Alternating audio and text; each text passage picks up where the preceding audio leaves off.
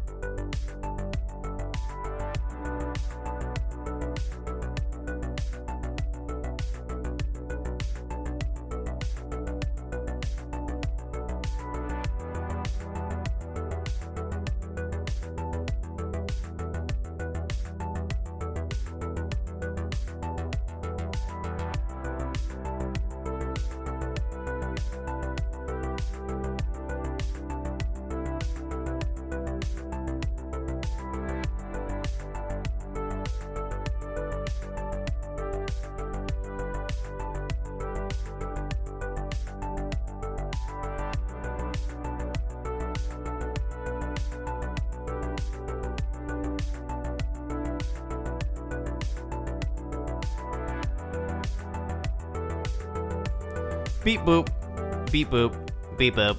Welcome to the Lightspeed Lounge, guys. It is Wednesday night, January January 15th, and I'm going to be hanging out with you guys for probably about an hour or so.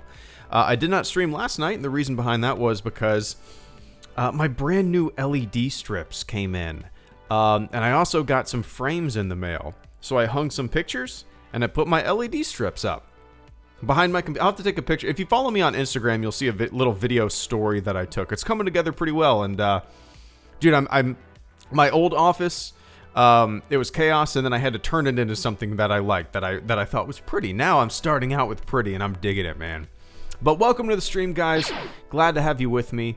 Topic of the night is, what's your all-time favorite Star Wars movie, and why? I'm going to be reading a lot of the chats. I'm very curious, you know, what makes your favorite your favorite? You know what I mean? Because everybody's Star Wars is different. My Star Wars is different than a lot of yours. A lot of your Star Wars might not even be movies. I know people that primarily like the video game stories more than the movies, or the Clone Wars, you know? So everybody's Star Wars is different. And I want to know, what's your all-time favorite and why? So, Minato Namikaze, thank you so much for the first super chat. Carter Lovejoy, thank you so much as well for the super chats. My favorite Star Wars movie, give me one sec, guys. I'm just going to give a little introduction here. My favorite Star Wars movie, and I'll go deeper into it as the stream goes on, is A New Hope. It's when I think of Star Wars, I think of A New Hope. It's the Star Wars film that I watched more than any growing up. I generally like the beginnings of things, of trilogies, of sagas, of franchises. For whatever reason, that's usually the case. Like Fellowship is my favorite Lord of the Rings because there's a sense of innocence at the beginning of a film like that, right? Same with A New Hope. There's a sense of innocence. Same with like Harry Potter. That innocence, adventurous feel is something that I've always gravitated towards when it comes to franchises and whatnot. So, that being said, we'll go into that further on. But Minato Namikaze, thank you so much, man. Mine is episode 8. It turned me into a Luke fan after not caring about Luke for most of my life. It also reinforced Kylo as my favorite Star Wars character. Yeah, one of my favorite things about episode 8, The Last Jedi, is Luke, Minato. The struggles of Luke. Turning, not making him a cardboard cutout of you walk into a comic shop and there's Luke Skywalker cardboard cutout with a lightsaber. That's what you expect, right? I like the twist of it. I like the struggle of it. I liked seeing Luke down in the dirt. His entire worldview has collapsed as he's learned more about the past. And he's as he says, the Jedi do not own this power. And it's interesting. It's more interesting than what could have been, right? Not to mention, Mark Hamill's performance is godly. Hell yeah.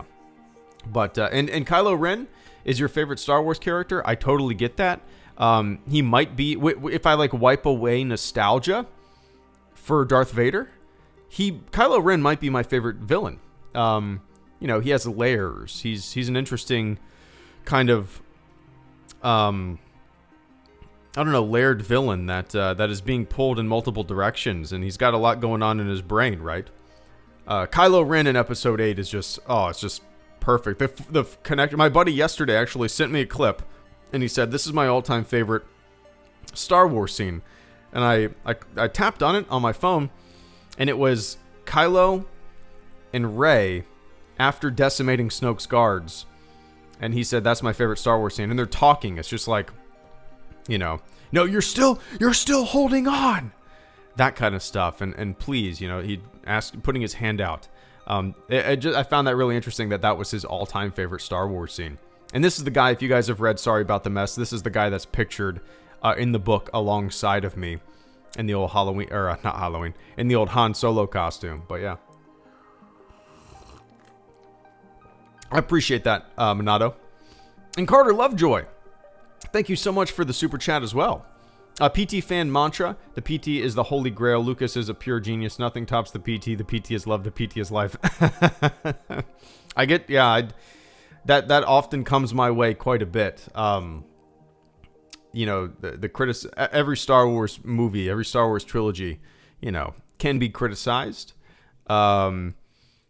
But it's very interesting to me, the wave of criticism that comes for other trilogies, the original trilogy and the sequel trilogy, that kind of gets ignored with the PT. And I guess maybe it's because it's, I have a hard time criticizing the OT. I really do.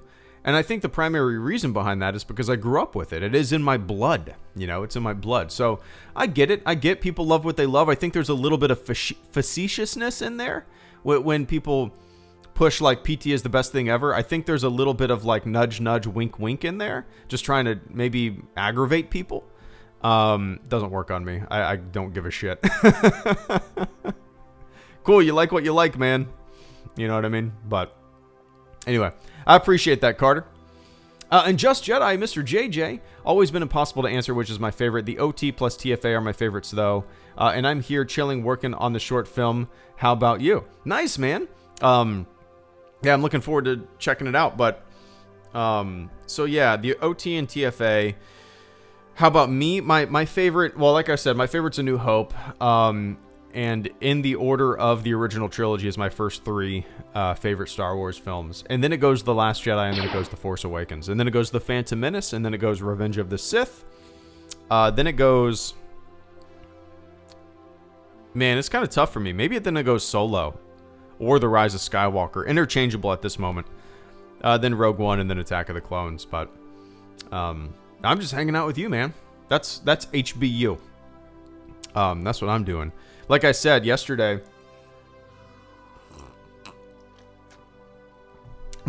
my LED lights came in the mail, and dude, I was so excited for them because I guess my LED lights didn't survive the move on either my desk or my dresser. And I was like, oh, I was so bummed out.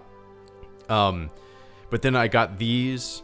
And dude, they light up the room beautifully. I'm gonna have to take a picture. If you follow me on Instagram, I posted a little story you can check out. But it just, I call it my spaceship. When I walk into my office at like 4:30 in the morning, which is my wake up time, I like my lights on. I like walking into this room and I just start typing and I just start working on stuff. There's like just a creative feeling that I get whenever I have these lights on, and it's weird. I have like ambient music in my headphones ready to go when I wake up, and just like I am just boom, coffee, boom, got it going. But that's HBU, JJ. That's HBU. It is impossible to rank all of them, in my opinion.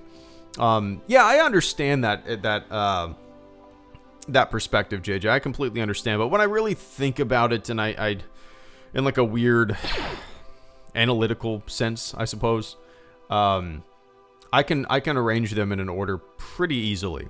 And in the past, I used to say that I like TFA more than The Last Jedi. That's flipped. That's honestly flipped since I saw The Rise of Skywalker.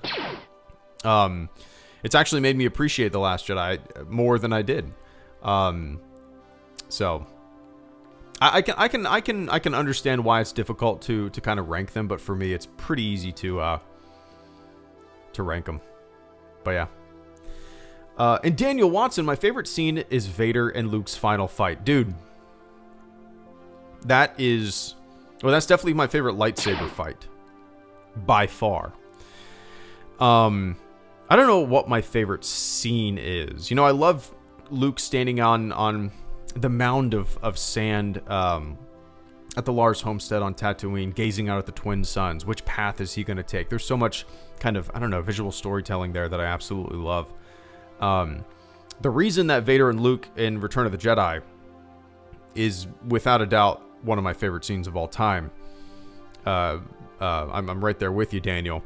Is it's all dialogue, it's all conversation. The lightsaber is barely used. The lightsaber is a storytelling tool, right? And Luke loses his cool as his dad, as Vader is walking through the darkness, and he's talking to Luke, kind of toying with him, right? And he says, "If you will not be turned, perhaps she will." And in one of my favorite just split-second moments in the entire saga, Luke pops up and yells, "Never," with his lightsaber at the ready, and he just charges. He's lost all of his emotion. He's swinging for the fences, bashing on his father. It's such a great Just absolutely fantastic scene. But yeah. Anyway, I'm with you, Daniel. That's one of my all-time favorite scenes. Luke on the Mound of Sand is one of my all-time favorite scenes. Luke and Kylo at the end of The Last Jedi is one of my all-time favorite scenes as well. There's a decent amount of other ones in there, too, which maybe we shall get to.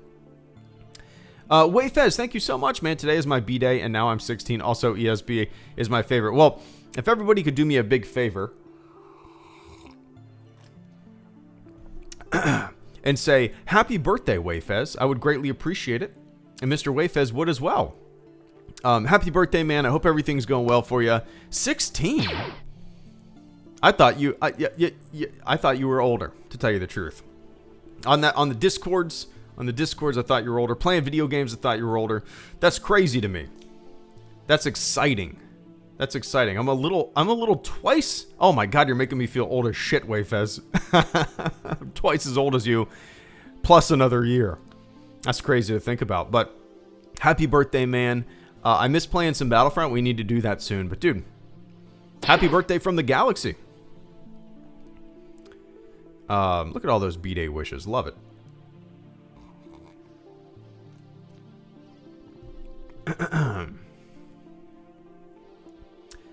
In Jet Blast 190, I was 11 in 1977. Oh, hell yeah. All right, when the original was released. So A New Hope is my favorite because of the influence it had on me. It's that influence that now allows me to share all Star Wars with my daughter. We're on the same wavelength here, Jet Blast. I grew up watching A New Hope. It's the movie that I watched more than any other. I wore the hell out of that VHS tape. It's, you know, as I said at the beginning of the stream, I usually gravitate towards the beginning films in a trilogy or a saga or a franchise. And I like because there's always like a sense of innocence, a sense of like innocence and adventure. You got your Lord of the Rings, your Fellowship, right? Innocence and adventure. You got your Harry Potter, innocence and adventure. You got your Star Wars, A New Hope, Luke, innocence and adventure. Even The Matrix, innocence and adventure at the beginning of that. And for whatever reason, that's what I've gravitated towards my entire life. And yeah, A New Hope just has, especially the first half. I mean, I love it all. I love the pacing of it as well. It's a very, very slow and paced out movie at the beginning, like drawn out. And, you know, we're kind of learning about this world, and it's building this world for us, and it's telling us about the history of this world, and showing us the villains of this world, and the oppression of this world, and the rebellion of this world. And then there's the cantina. So, and then you get into the dogfights, and then you get into just faster and more intense on the Death Star. It's just, it is my favorite Star Wars movie. I don't think anything will ever top it. And I fully attribute that to nostalgia. No question about it. And Jet Blast. I have a kid now. I'm sure you know that. She is going to be 2 in April. Whenever she sees the Star Wars logo, she points at it and says Star Wars. I got her a Chewbacca plush doll.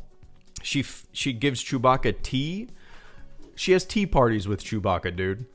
And you know, she doesn't know much. She doesn't know anything about the franchise, just visuals and memorization and whatnot that she's seen.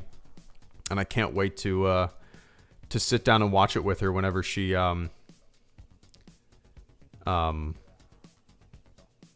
when she, I don't know, I don't want to say when she's old enough, because dude, as you saw it when you were 11, I probably saw it when I was 2 or 3. You know, I don't have a memory before I saw Star Wars. Like, my memories do not exist before a time when Star Wars was not in my life. But yeah. Anyway, dude, I appreciate that, man. Innocence and adventure, absolutely. That's a good video topic. I've talked about that a lot, but I need to make that into a video. 14 in March. Enjoy the hell out of her. Yeah, it's mind blowing, dude. You know, like, one day she's a baby and she fits in your arm like a football, and before you know it, you're having little conversations with her and your brain is exploding, you know? It's crazy. Crazy. But I appreciate that, man. And Lego Star Wars Fan 77, probably A New Hope, because it was the first I have ever seen, but I also think it redefined movie writing in a lot of ways, and it could stand on its own. Yeah, that's another reason to love it, right? A New Hope it started it all. Not only just Star Wars, but it started a lot of groundbreaking visual effects. And it was also, a lot of the science fiction at the time was pretty, I don't know. I mean, I won't say it was all pretty and stuff like that, but you had like your Logan's Run, right? I love Logan's Run. It's super cheesy. What year did that come out? Early 70s, I think. 76. Okay. So, I own that on Blu-ray somewhere. I need to find my Blu-rays. But I don't know. Star Wars kind of stood out to me more than anything else, especially A New Hope. Watching all those old sci-fi movies, and then all of a sudden you had this thing that was, it kind of felt like World War II in space, and there were really weird and interesting creative creatures and characters. There was a band of heroes that, they butted heads, and they made fun of each other, That's always a thing that I think gets lost with a lot of, especially the original trilogy, that people don't really think about. The humor is great. The humor is very natural, and the humor is all, for the most part, dialogue. It's just stupid lines, right? I don't know, but yeah, Lego Star Wars fan. I'm with you, man. Cheers. If you had to review a different franchise, which one would you choose, Sean? Star Trek. I actually just ordered a Picard print for my office, and I'm so excited to get it. So excited to get it. I'm very, very selective with what I put up on my office walls. Very, very picky. And I'm very happy with this one. Can't wait to get it. Let me take a sip of water, guys.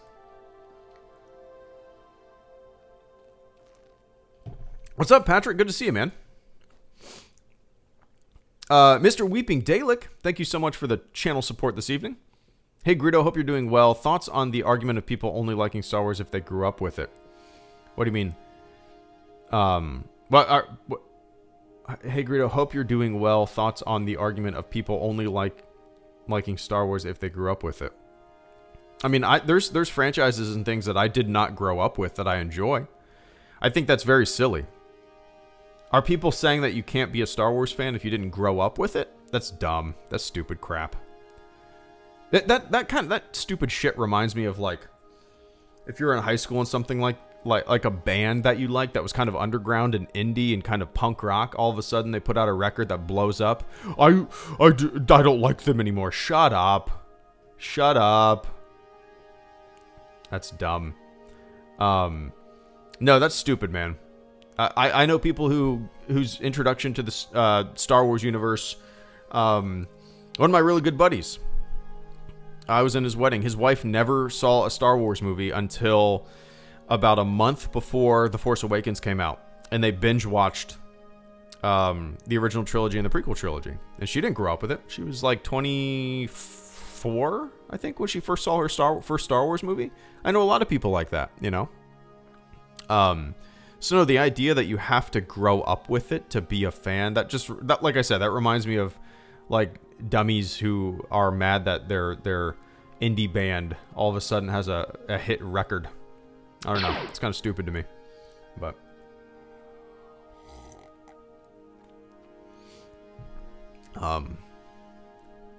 we all get introduced to different things at different times, right? I watched my first Harry Potter movie when I was dating my wife, so it probably was in, I don't know, maybe 2008 or 2009. So I would have been like 23, maybe 23, 24. I'm gonna say when I first saw my first Harry Potter movie. I didn't grow up with it, but I thoroughly enjoyed it, and I wanted to watch the rest, and I was excited for the final, and I ended up reading a book about a year ago because it was free on my Kindle and I was really curious and I could not put it down. It was so good. But anyway, I appreciate that, man. Mimi, thank you so much for the channel support as well this evening. The Last Jedi pulls so many punches. I love it. Mimi. It is by far one of the Star Wars movies I've thought of more than any other. Like, you know, dude, I've made 2 Rise of Skywalker videos in a month since it released. You know, I'm still thinking about it, but not as much as I still think about The Last Jedi. Different ways of thinking about it, you know? It's very, I don't know. It's weird. I want to talk about The Last Jedi more. I don't really care to talk about The Rise of Skywalker because, you know, I didn't really care for it. And I'm not going to turn this thing, I mean, I've often been negative on this channel, and I'm still often negative, but it's always, in my opinion, a pretty playful way. I don't get hyperbolic about it. But I don't want to just turn this into, like, a daily upload Rise of Skywalker hate channel. You know what I mean? But yeah, I'm a huge fan of The Last Jedi. Like I said, The Rise of Skywalker made me sit back and appreciate The Last Jedi even more. For its inventiveness. There's a lot that I dislike about it. But overall, man, it's one of my favorite Star Wars movies for sure. But yeah, I appreciate that, Mimi.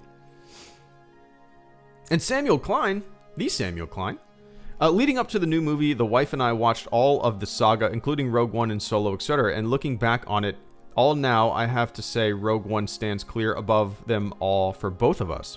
Above even the OT, above everything. Interesting.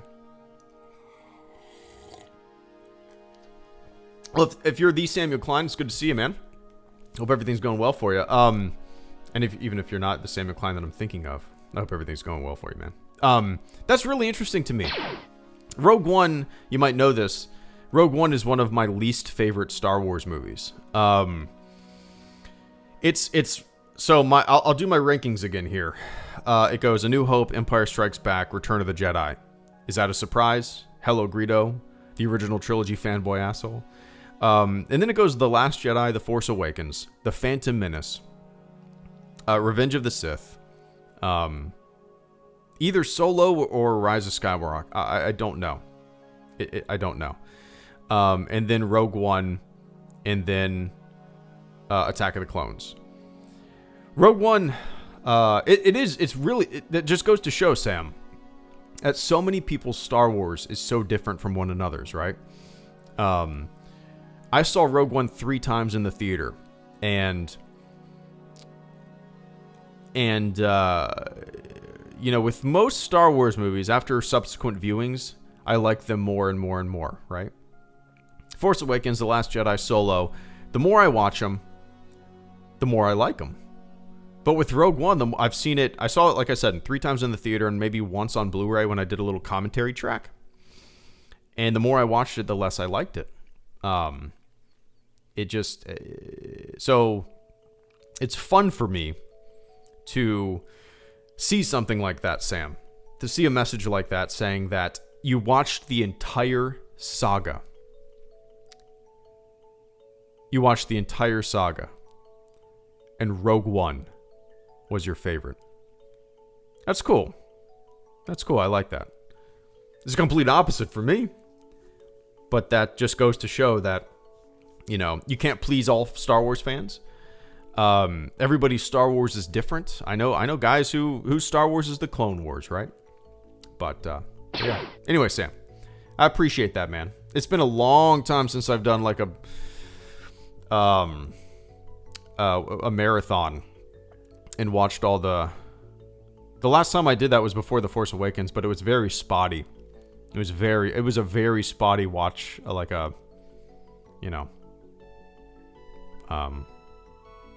run through. Jesus, I just got a crazy pain in my neck. All right, let's stretch this thing out, Greedo. But I appreciate that, Sam. Yes, back to back over the weeks that lead up to the film. Nice. And Carter Lovejoy, regarding your video on the RT divide, RT fixed their audience score last May to not let trolls review bomb films and to make sure people are verified that they saw the film through Fandango. Oh, really interesting. That maybe makes it a little more accurate than I guess a bucket of trolls being poured onto the thing. I don't think that really changes much in the video, but there's one thing that I kind of wished I would have talked about, Carter, in that video, is after I already recorded audio and I started rendering the video, I read that the John Travolta movie Gotti, it appears that there were a lot of accounts created that only reviewed Gotti and gave it a 5 out of 5 stars. And it was just, I think this was on Slash Film. I think it was on Slash Film.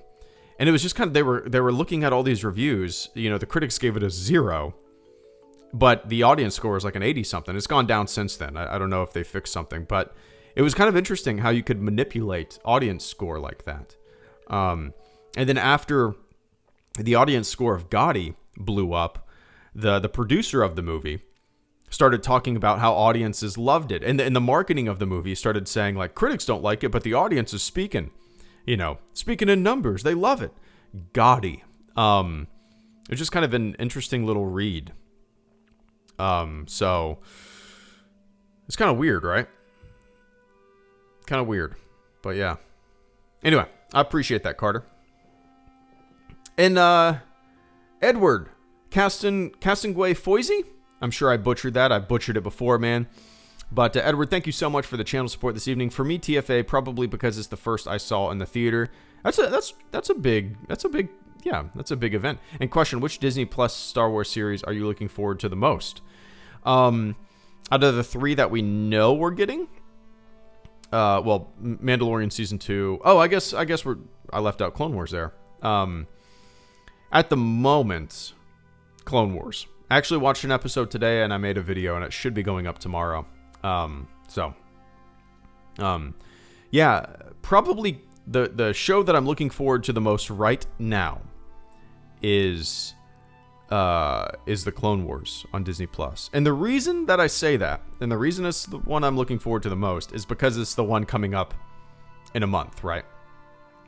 I'm usually focused on what's coming next. I don't really, if a project's a year away, sure, in a way I'm excited for it, but it's not immediate. It's not right around the corner. You know what I mean? So the thing that I'm most excited for is Clone Wars Season 7. Other than that, like the Cassian Andor show, I hope I like it, but at the moment it's just kind of a big shrug of the shoulders for me. The Obi-Wan Kenobi show, I am excited for it, but more than excited, I'm kind of just very curious what they're going to do with it, But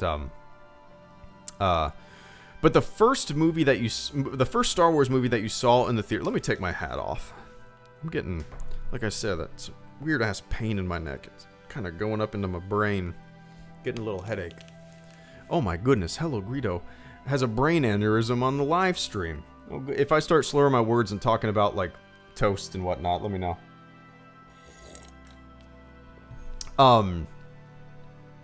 So the first Star Wars movie that you saw in the theater was TFA.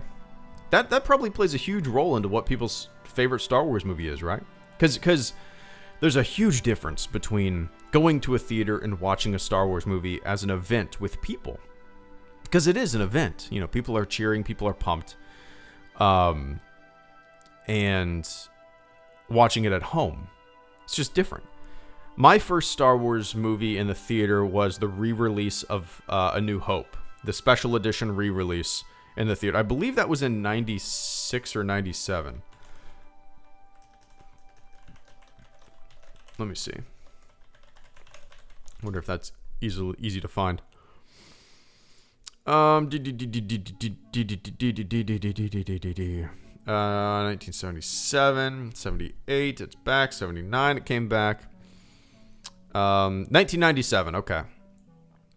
This Star Wars Special Edition is released and skyrockets to #1 position for 3 weeks. It grossed over almost 150 million. Blah, blah, blah. Okay, interesting. So that was my first Star Wars movie in the theater, A New Hope Special Edition. And then, you know, I believe I saw the other special editions in the theater as well. They all came out in 97. And then Phantom Menace was my first new Star Wars movie that I saw in the theater in 1999. Yeah, it's pretty awesome, man. Anyway, I appreciate that. And Brandon Pfister, thank you so much. Pfister? My favorite is also A New Hope. The film is embedded into my own consciousness as I've seen it billions of times. I also wore out that special edition VHS. I'm right there with you, man. As I open up my drawer, I have my original VHS non-special edition box set in this drawer. I'll have to take a picture of it. Post it on Twitter. Oh, I didn't announce it. I haven't logged on to Twitter in like 30 something hours. It feels good. Oh, it feels good. But yeah, I'm with you, man. A New Hope it's probably the case for a lot of people and their favorite Star Wars movies, right? It's the one that you watch the most. I'm not saying A New Hope, but people's favorite Star Wars movie, it's the one they watch the most and the one that they had easily accessible, the one that started it all for them, right? So it's interesting how you phrased it. It's embedded into my own consciousness. I feel you. There's sound effects. I talked about it in the book. Sound effects that you can close your eyes and hear, like a mouse droid or the droid detector in the Mos Eisley Cantina. These little things that, you know, aren't really necessarily important, but they're just kind of the minutia, the sounds and the feelings and of this movie just kind of get embedded into you, as you said. But I love it, man. A New Hope started it all for me, started it all for Star Wars. And when I close my eyes and I think of Star Wars, Brandon, I think of A New Hope. And I think, you know, maybe the reason that I always say, you know, when I think of Star Wars, I don't really think of Jedi and Sith or Force powers and stuff like that. And I think the reason that I always say that is, and it's true, I think that's true for me because A New Hope doesn't really have a lot of that, right? It's a more just straightforward adventure, young man looking for something bigger and better and charting his own destiny, getting out of his comfort zone. Smugglers and cantina and good versus evil and empire and rebellion and blasters and dogfights and X-Wings. You know, I think that's the reason why whenever I say, you know, I don't think of Sith and Jedi and all that kind of stuff when I think of Star Wars, it's because of that, you know. But yeah. Anyway, I appreciate that, man. And Oscar Rodriguez, thank you so much for the super chat and channel support as well. Good to see you, man. After all these years, my favorite is still Return of the Jedi. I love stories about monsters who are given a chance at atonement and forgiveness and redeem themselves. A little Vader action. As I said, the Return of the Jedi lightsaber fight, the confrontation between Vader and the Emperor and Luke is one of my favorite moments in Star Wars, and definitely my favorite lightsaber fight. The moment I love, I mean, we're going to talk about a lot of stuff here, and I've talked about this a lot, but Oscar, the moment when Vader, the atonement moment, the forgiveness moment, the redemption moment, the silent redemption moment, when Luke is being, let's just call it tortured by the Emperor. The Emperor is loving it. And Vader is silently calculating and contemplating, looking back and forth at his struggling son and this man who is bringing his kid so much pain. And he's going back and forth, ping-ponging the loyalty in his brain.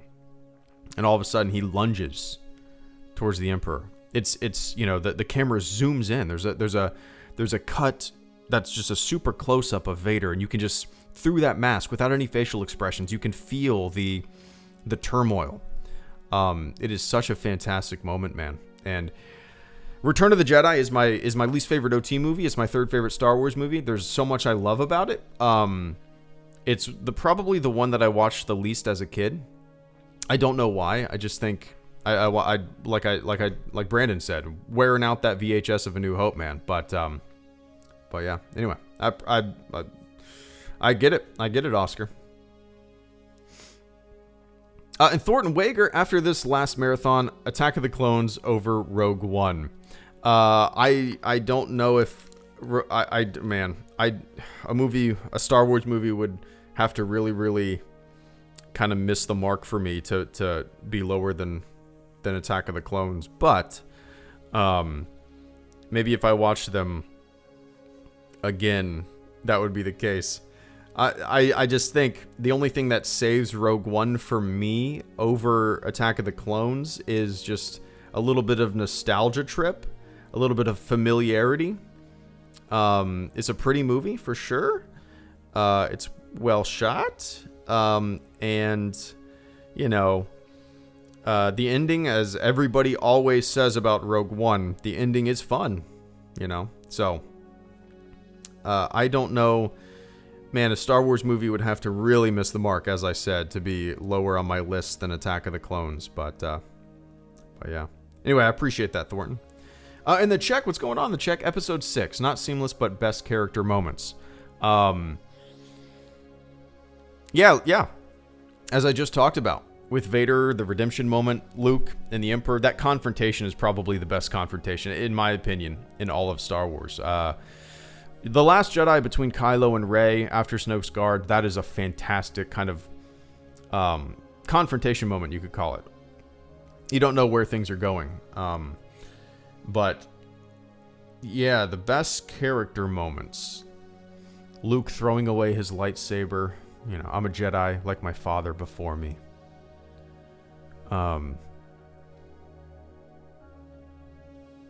Vader's redemption. Yeah, it's great. It's great. I think... I mean, everybody used to complain about Ewoks. Nobody complains about them anymore. But somebody recently posted a video of people reacting to Return of the Jedi as they got out of the theater. I forgot to watch that. You know, I've made videos on people's reaction to A New Hope and Empire Strikes Back and the Clone Wars even and Phantom Menace, but I've never done one of Return of the Jedi. I need to do that.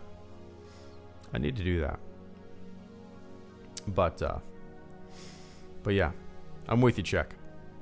I appreciate that support this evening. And Vince Wen, good to see you, man. My favorite Star Wars movie is Wrath of Khan, and I'll tell you why. Ricardo Montalban brought such a wit, intelligence, and subtle ferocity to Darth Vader. Greatest superhero in movie history.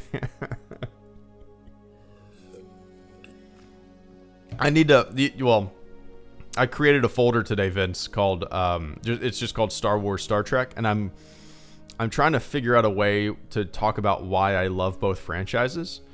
And it's going to be a video that I'm going to just kind of write one morning, bringing up, you brought up Star Trek. So, I love Star Trek, man. I know you're being goofy here, and I like it. But I actually ordered, I don't know if you were here at the beginning of the stream, I ordered a Picard print, like a little poster print to put in my office. I'm not necessarily doing all Star Wars. I'm just going to have like one Star Wars thing in my office, but my office is going to be a mashup of a bunch of things that I like. You know, I'm going with that Picard print. I'm going to find a Star Wars print that I really like because, you know, in the past I would just see something that I kind of liked and bought it and just put it up on my wall and I wasn't happy with it. I'm going to really search out things before I start putting holes in my walls, right? I'm going to go with Star Trek. I'm going with Star Wars. I'm going to go with... I have an Apollo poster that my buddy got me that I love.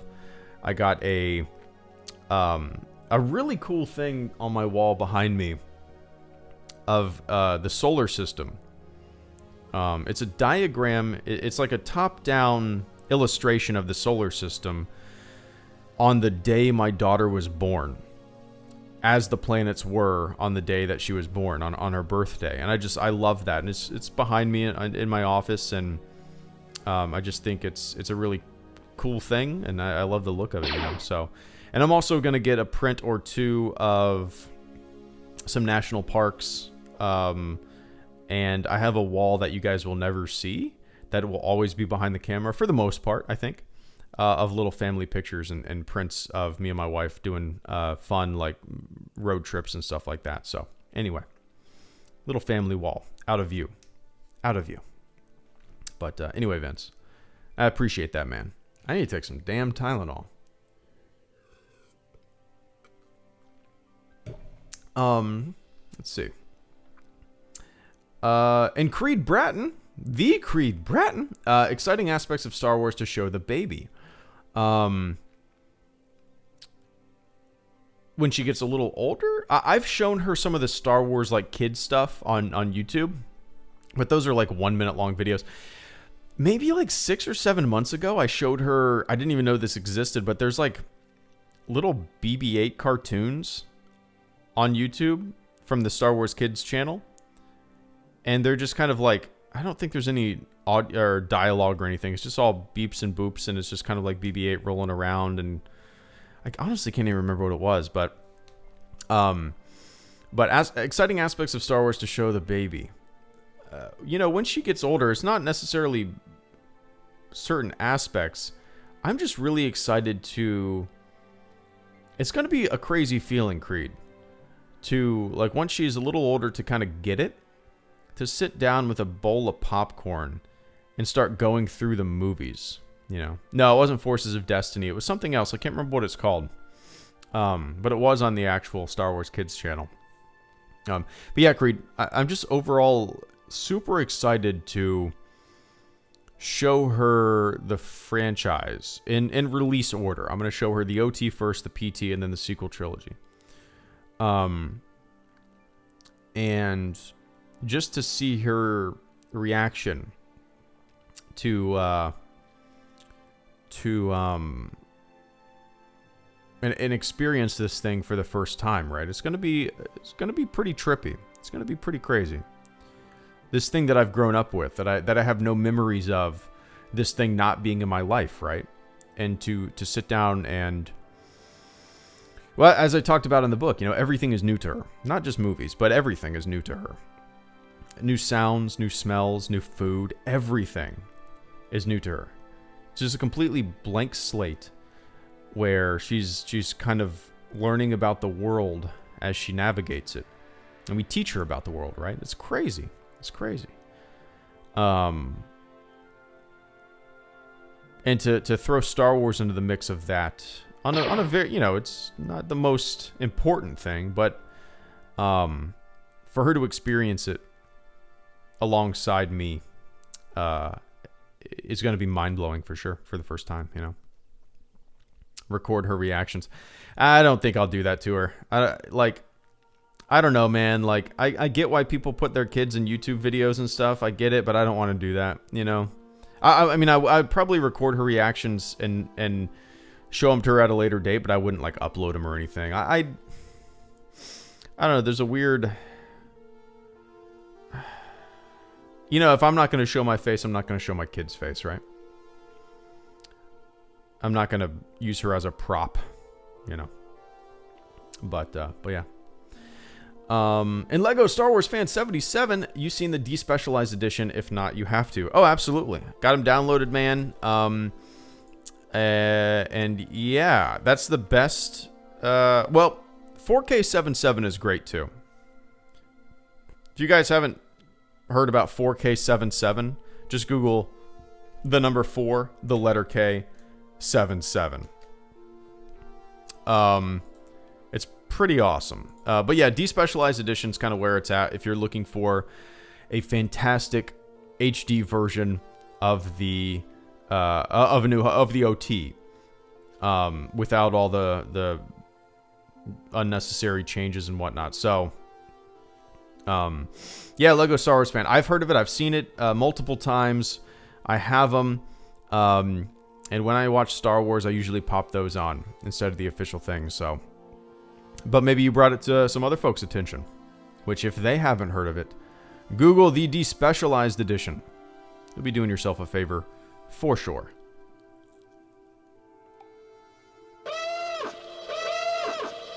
Uh-oh. You guys hear that Death Star alarm? That means we have a new fleet member. If everybody could do me a big favor and say, welcome to the fleet, Jamie Lee Claus, I would greatly appreciate that. Jamie, good to see you. Thank you so much for becoming the latest member of the fleet. I greatly appreciate that. I don't know if you know this, but you get a little special role in the HelloGreedo Discord server. You can link up your YouTube account with your Discord account, and you get a little special role in there. I also do supporter Q&As, usually the first Monday of every month. And the next one will probably be, let's see, when's February, the first Monday of February? February 3rd is probably when the first one's going to be. And they usually start at around 7:30 p.m. Eastern Time. So, welcome to the fleet, Jamie. Welcome aboard, shipmate. Thank you so much for becoming the latest member of the fleet. As my voice cracked? That's weird. I'm an old son of a bitch. My voice cracked? Yeah, thanks for picking up the book, too, and thank you for the kind words. I really appreciate it, I appreciate the kind words as well. So, thank you so much for becoming the latest member of the fleet, Jamie. Welcome aboard, shipmate.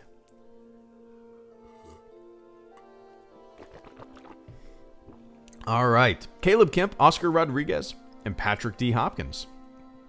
Thank you guys for the channel support as well. I'm a little long-winded, so I appreciate the patience there. Caleb Kemp says, my all-time favorite Star Wars movie, Return of the Jedi. Anakin is my favorite character, so his redemption is the culmination of the OG 6 movies. Has the best lightsaber duel, best space battle, and Ewoks are cute. Yeah, the space battle in Return of the Jedi is pretty hard to beat.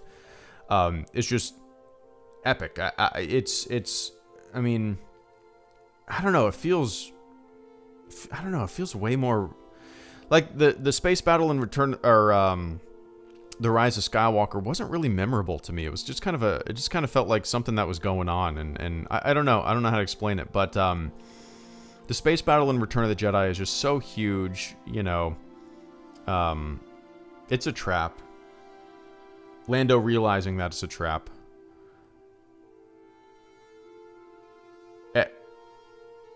Yeah. I love it. I love it.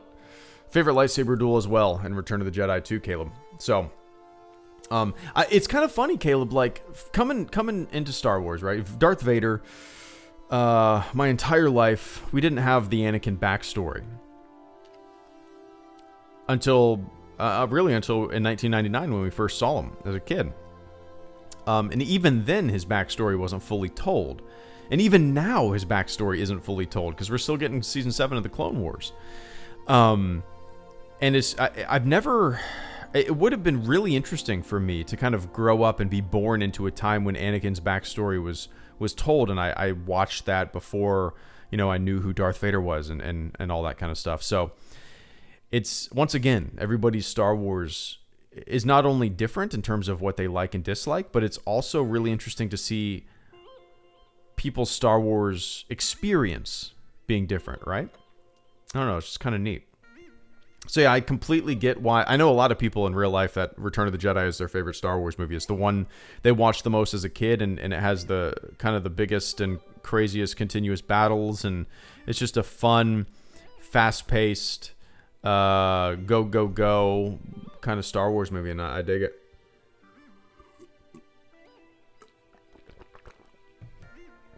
But I appreciate that, man.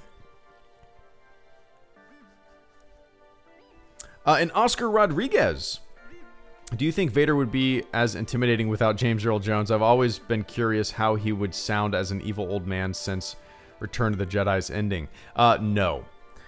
One of the biggest, it kind of reminds me of, would Star Wars be as great without John Williams and John Williams' music? I don't think so.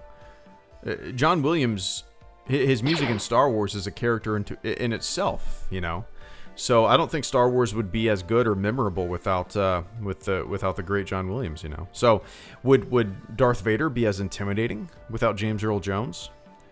I don't think so. If you had David Prowse's voice in there, you can listen to some of the deleted scenes or behind the scenes video where Dave Prowse is reading the lines that Darth Vader is eventually going to say, or that James Earl Jones is eventually going to say, and it sounds goofy, right? It doesn't sound intimidating whatsoever. And maybe that's just because we're so used to James Earl Jones and Vader going hand in hand, but no. I mean, sure, you could get another deep baritone voice, but it just fits. It fits perfectly. It's like a slow, thoughtful, deep voice that is intimidating in itself, along with the breathing. And without James Earl Jones, I do not think Vader would be as intimidating or maybe as memorable. So watch the old footage with Dave Prowse. It's hilarious. Yeah, if you guys haven't seen that, man, watch Dave Prowse, like, whenever he...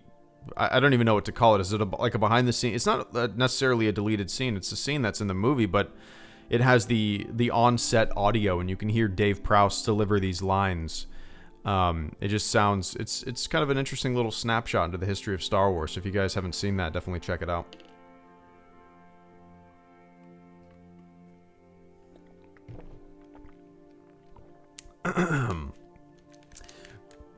And Patrick D. Hopkins, good to see you, man. Thank you so much for the super chat and channel support. Hey, Greedo, I'm finally 21. I saw your video on critics and audiences. Kyle Newman said something interesting. I tagged you with the link in your video. Oh, nice. I'll have to check that out. I'm a fan of Kyle Newman. Fanboys is I mean, I haven't watched it in a while, but it used to be like my go-to. I'm doing stuff around the house. I'm just going to put a movie on. Let's throw on Fanboys. It's such a fun romp. I absolutely love it. Well, happy belated birthday. 21. That's a big deal. For those of you who are not from the United States and your drinking age is a lot lower, Patrick has entered into a larger and interesting world. But dude, happy birthday, man. Have some fun and be safe, and find your taste. But dude, happy birthday. I'll check that video. I'll check. Kyle Newman said something interesting. I tagged you with the link in your video. Okay, I'll find it in the comment section and check it out. But I really enjoyed making that video. I was just kind of scrolling through reviews over and over and over again for both movies, The Last Jedi and The Rise of Skywalker. Not only those, but a lot of non-Star Wars movies too. Just kind of seeing mainly 1-star and 5-star reviews. As I said in that video, when somebody gives a movie like a 1/2-star review, it's weird to me. Sure, there's movies that I would probably give a 1 star, but I wouldn't just say boring. Might go a little in depth if I have a Rotten Tomatoes account. I don't, by the way, but I would go a little bit more in depth and tell you what I didn't like it, other than just giving one word. It's weird, but yeah. Anyway, I'll check that out, Patrick. I appreciate that, and happy birthday, man. Enjoy yourself. And Lego Star Wars Fan 77, is it me, or was the Rise of Skywalker climax a bit like Endgame's? I haven't seen Endgame. I haven't seen Infinity War. I haven't seen...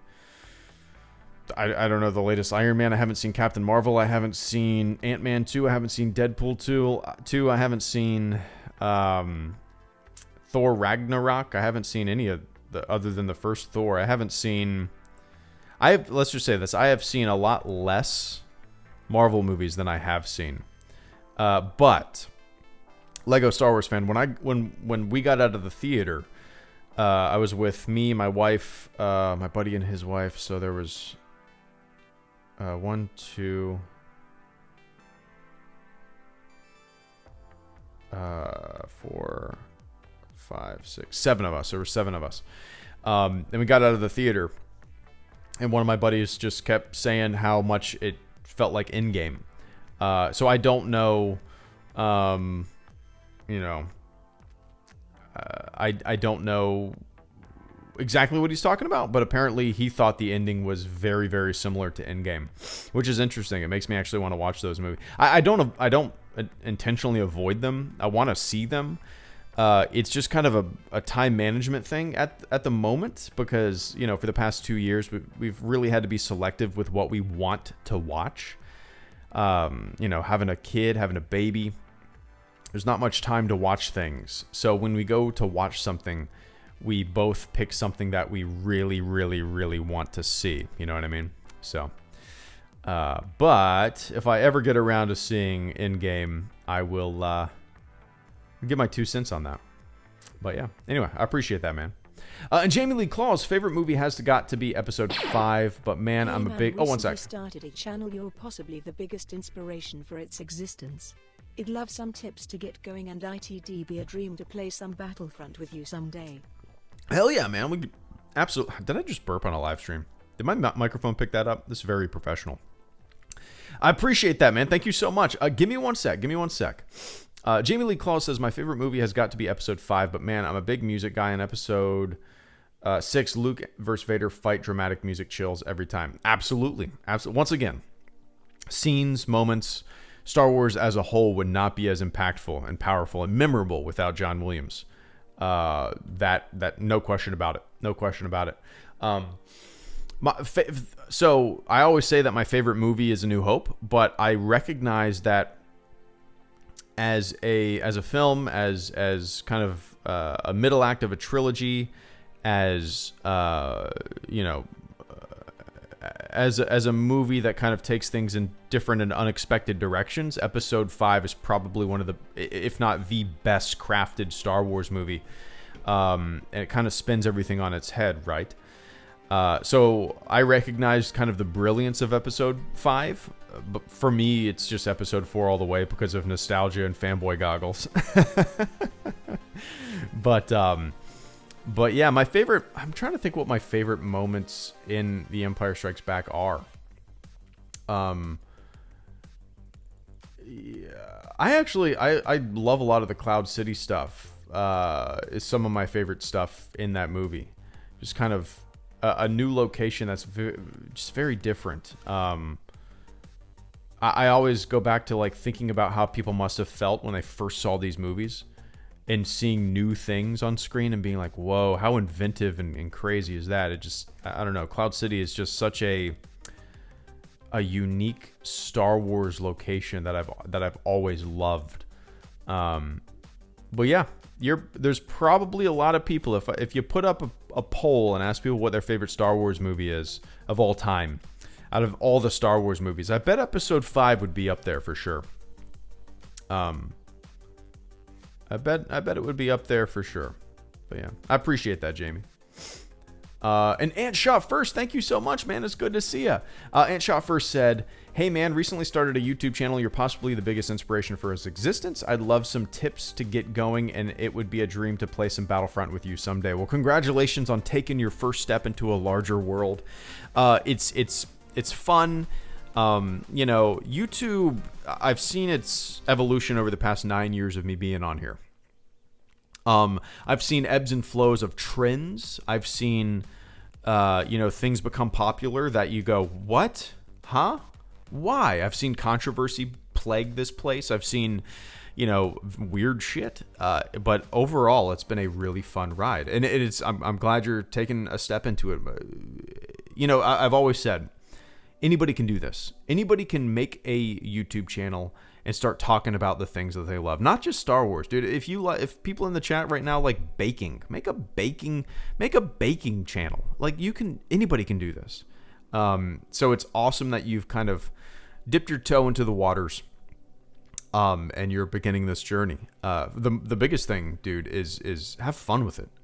That is the biggest thing. Have fun with it. Talk about what you want to talk about. Don't feel like you need to be negative for the sake of being negative. It's hilarious, man, because if I upload a video that's titled, the Millennium Falcon ride sucks at Galaxy's Edge, it would have gotten 50,000 more views than my video titled Galaxy's Edge review, right? So don't feed negativity unless you want to. I don't know. It's easy, right? That's easy. And one of the biggest things is don't let negative comments get you down. I see people sparring with people all day on YouTube and Twitter, like going back and forth. Who the fuck has the time to do that? Why would you want to waste your time arguing on the internet with somebody who doesn't like the stuff you make?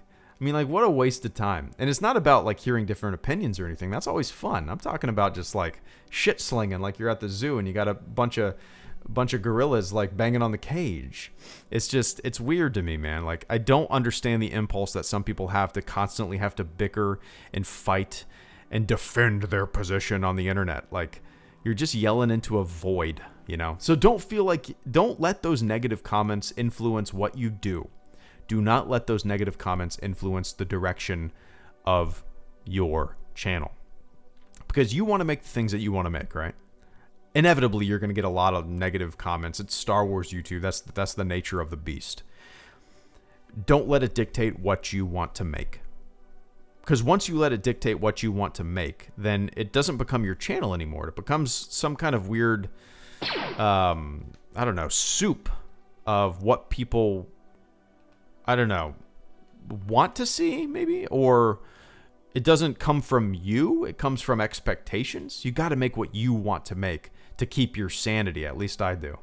So yeah, those are some pretty big things. And, yeah, the biggest thing, and it's super cliche, is just make what you want to make. Don't feel like you need to follow trends. Dude, I make videos about reviews from 1977. That's not going to get many views. I know that. But I want to make what I want to make.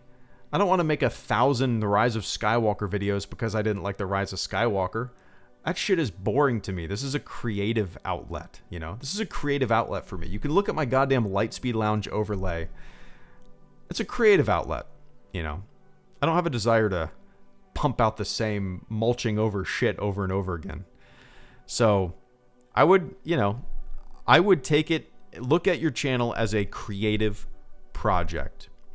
Have fun with it. Don't feel like you need to follow the trends. But yeah, anyway. Best of luck to you. We can make some Battlefront happen, absolutely. Add me on Origin. I haven't logged into Origin since I moved here, to tell you the truth. About a month ago. I haven't played Battlefront since I moved here. I believe my Origin name is it's not just HelloGreedo. Somebody took HelloGreedo. Is it official _ HelloGreedo? I honestly can't remember what it is. But anyway. I appreciate that, man. Yeah, we'll definitely make that happen for sure. Maybe do some co-op soon with some viewers. That's always fun. Like I said, I haven't played in a month since we moved into this house, but yeah. And Star Wars Cantina and Lonely Lizard, thank you guys so much for the channel support as well. What makes a good movie? Star Wars Cantina asks. That is a tough question, and probably a question that a lot of directors and writers and producers would love a concrete answer to, right? I think what makes a good movie is man. I mean, like I said, it probably sounds super cliche, but memorable characters, not memorable characters, relatable characters, and compelling stories, whether they're fiction or nonfiction. Like one of my favorite movies of all time is a movie has to be about something, right? Has to be about struggle, has to be about failure, has to be about happiness, has to be about finding happiness. It has to be about something. It has to make the audience feel something. One of my favorite movies of all time is 127 Hours. The story is pretty basic, you know. How do you make a 2-hour movie out of out of a real life story of a guy's arm getting caught behind a boulder and being stuck in the middle of canyon lands in Utah? Well, Danny Boyle did it. He made an incredible film. It's one of my all-time favorite movies. In a movie like that, you take a pretty basic story and you make it into a film. And what do? You create this character who struggles. You empathize with him. You see his life. You go on this journey with him, and then ultimately you're paralyzed with him, with fear and with struggle, and you see him overcome this obstacle. So I don't know the formula. There is no formula, but I can tell you what I look for. Memorable characters, relatable characters, a compelling story. And that, I think, are the two biggest ingredients for a good movie. And I always search for a lot of originality, too. You know, not only with the story, but also in visual storytelling. That's why Danny Boyle is one of my favorite directors. Danny Boyle, to me, has one of the best visual storytelling director styles. So, you know, I'm often asked, like, what director would you like to see spearhead a Star Wars film? Danny Boyle, for sure. It would be different, right? I mean, you don't think Danny Boyle in Star Wars. You think of somebody like J.J. Abrams or, I don't know, Joss Whedon, something like that for Star Wars. But for me, I would love to see a Danny Boyle Star Wars movie. But yeah, anyway, Star Wars Cantina. I appreciate that, man. I almost died in Canyonlands, Utah. Brandon, I was out there a couple of years ago, yeah. And gazing out at the magnificent desolation, as Buzz Aldrin would call it. You can definitely see how you would just get completely lost, and you are a needle in a stack of needles, right? For sure. But yeah, I did the Utah Mighty 5. You might find that interesting, Brandon. If you Google HelloGreedo, or just Google Google HelloGreedo, the Grand Circle. A few years ago, me and my wife rented an RV and drove the Utah Mighty 5 national parks in Utah, and then we also went to Grand Canyon for about 9 or 10 days. But yeah, anyway. And the Lonely Lizard, thank you so much for coming in with the final super chat and channel support of the stream. Before I go pop some Tylenol and watch some Mrs. Maisel with some popcorn with the wife on the couch. The Lonely Lizard, my favorite Star Wars movie is Revenge of the Sith, mainly for the Padme's rumination scene, that among many other great things. My favorite Star Wars memory, Lonely Lizard, is Revenge of the Sith Midnight Premiere. If you guys have read Sorry About the Mess, I don't expect anybody to, but if you guys have read that, I kind of go into detail about that night. I dressed up as Greedo, my buddy dressed up as Han, there's a picture of it in the book, and we went to the midnight premiere, and the hype, the anticipation, I mean, obviously, I think The Force Awakens hype and anticipation and movie-going experience was crazier in terms of, like, the audience going nuts, but Revenge of the Sith was a different buzz for me. It was really neat, but I completely understand why people love that movie. It's where the turn happens. It's where everything gets flipped on its head, and it's the beginning of the originals. You know, the movie ends in a reminiscent fashion of things to come that you've grown up with. Death Star, Vader's in the Darth Vader suit. You got the Emperor standing there. Tarkin, CGI Tarkin is there. But not only that, it's a pretty dark is an overused term, and what does that even mean? But it's a pretty, like, I don't know, a little melancholy flick. There's a lot I like about that. Revenge of the Sith sits in terms of, here's my ranking again: A New Hope, Empire Strikes Back, Return of the Jedi. Duh, boring. HelloGreedo. The Rise of Skywalker, or not The Rise of Skywalker. It goes A New Hope, Empire Strikes Back, Return of the Jedi, The Last Jedi, Force Awakens, The Phantom Menace, Revenge of the Sith, maybe Solo. No, not Solo. Rise of Skywalker, Solo, Rogue One, Attack of the Clones. So, kind of Revenge of the Sith is right in the middle. Right in the middle. But yeah, I appreciate that, Lizard. And Rich W3, Khalil Lewis, and Nick Pop Rocky, thank you guys so much. Rich W3 says, tie between episode 3 and 5.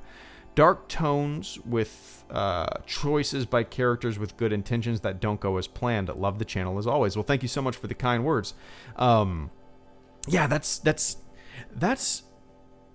well, episode 5 is kind of the middle ground. It's kind of it's the middle act of a 3-part story where our heroes are beaten down and nothing is going their way, and it ends on such just a crazy, like, what is going to happen next, you know?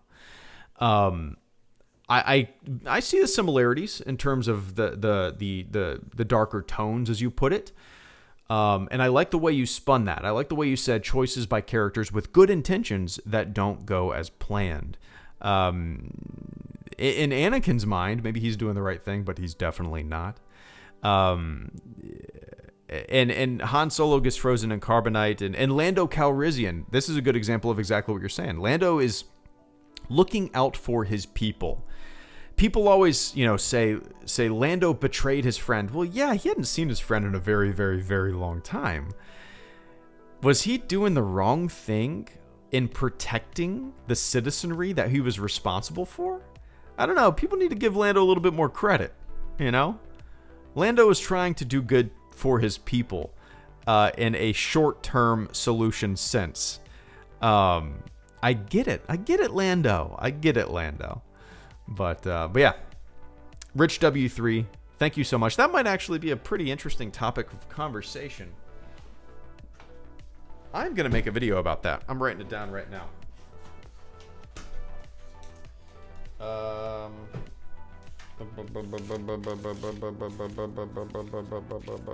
me flip. There we go. Blank page.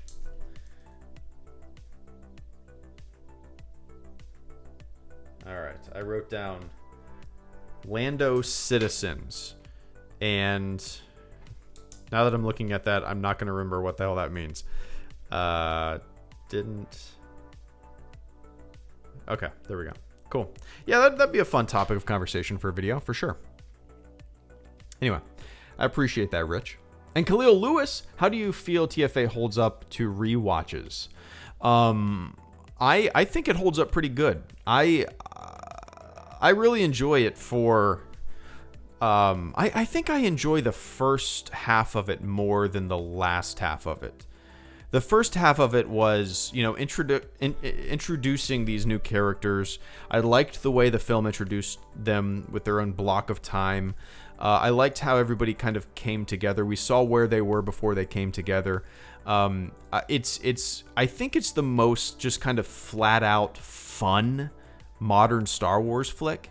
It just has such an energy to it that feels lively, and it kind of reminds me, and this is probably no accident because it's the same director, right? But it reminds me of J.J. Abrams' 2009 Star Trek in a way. It's fast and it's fun. There's funny lines in there. It's the characters mesh really well, and when I left the theater after seeing it, I was like, okay, these characters, there's fun things, for fun adventures they can go on and whatnot. I think it holds up really well on multiple viewings and rewatches, even nowadays. So yeah, I thoroughly enjoyed it then, and I still thoroughly enjoy it now. Is it the most unique Star Wars movie? No. As I've always said, The Force Awakens is the safest Star Wars movie ever made. I think so. It is definitely, there's a lot of kind of trips of nostalgia in that flick, but it just hit me in the right spot. So, yeah. Anyway, I appreciate that, Khalil. And Nick Pop Rocky, thank you so much for the super chat and channel support. My favorite Star Wars is The Force Awakens. It made me fall back in love with Star Wars. Can't really describe the feeling. Before 2015, it was A New Hope. Yeah, it's hard to put those feelings into words, right, Nick? Why do you love the movie that you love more than the other movies that you love, right? I can't really put into words why I like The Force Awakens too. I can't put into words, as much as I try, why the prequels don't hit me the way that the OT does. I can't really put into words, as much as I try. Once again, trust me, I tried. You guys can tell that I try. Why The Rise of Skywalker didn't hit me the way other movies did. What makes a Star Wars movie impact you? It's weird. You can't really quite put your finger on it. It's just kind of a feeling, right? There's a feeling, and it's not about checking boxes. It's not about like details and lore and stuff like that. For me, it's a feeling. It's a feeling. But yeah. So before Force Awakens, it was A New Hope. Interesting. Yeah, The Force Awakens definitely breathed a giant new life into Star Wars. It came out with a bang, right? It came out with a fast and fun and funny Star Wars flick for this modern era. and I thoroughly enjoy it. But Nick, thank you so much, man. A New Hope, thumbs up, 2 thumbs up. But yeah, I appreciate that, man. All right, guys, I'm gonna hop off. That was an hour and 20 minutes of what was going to be an hour stream. Not too long, not too long. The reason I started a little earlier, I started about 30 to 45 minutes earlier than I normally do, is because after dinner, I just hopped on and started streaming, so I could have some time after the stream to watch some stuff with my wife and just have some popcorn and hang out. So, little earlier stream than normal, little ending about an hour earlier than normal. But that was a good one. That was a fun one. I liked all the answers. We all like Star Wars for different reasons. All of our Star Wars, is different. Everybody's favorite Star Wars is different. Like I've always said, a lot of the times the Star Wars that you grew up with, not all the times, but a lot of the times is the Star Wars that you end up loving more than the others, and it's hard for anything new to overcome that. I know people whose Star Wars is the Clone Wars. I know people who like the video games better than the movies. Everybody's Star Wars is different. And that's what's fun about it, right? So, I enjoyed hearing everybody's favorite Star Wars movie and why they liked it. And yeah, I've been doing these streams lately where I pose a question and we talk about a specific topic or question. And I'm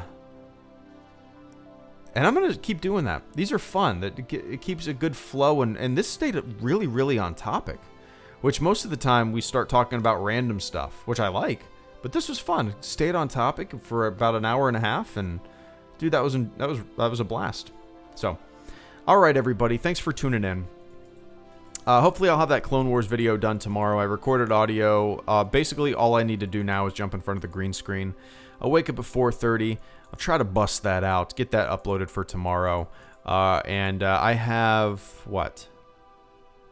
How many days? Like 30 days until... I think 30 days until February 17th when it debuts. Is that the official date when the next season of Clone Wars debuts? So I have 30 days and like 20 episodes to watch. I have a lot of Clone Wars to watch to catch up. So, I guess I'll watch an episode a day just to stay on top of it. Anyway, thanks for tuning in, guys. Enjoy your morning, your evening, your afternoon, wherever the hell you are on planet Earth. And I will catch you all on the flip side. Let's end this with a fun song. All right, cool, guys. To everybody that supported the channel this evening, thank you so much. The channel survives because of you. And Jamie, thank you for becoming the latest member of the fleet. All right, guys. See ya.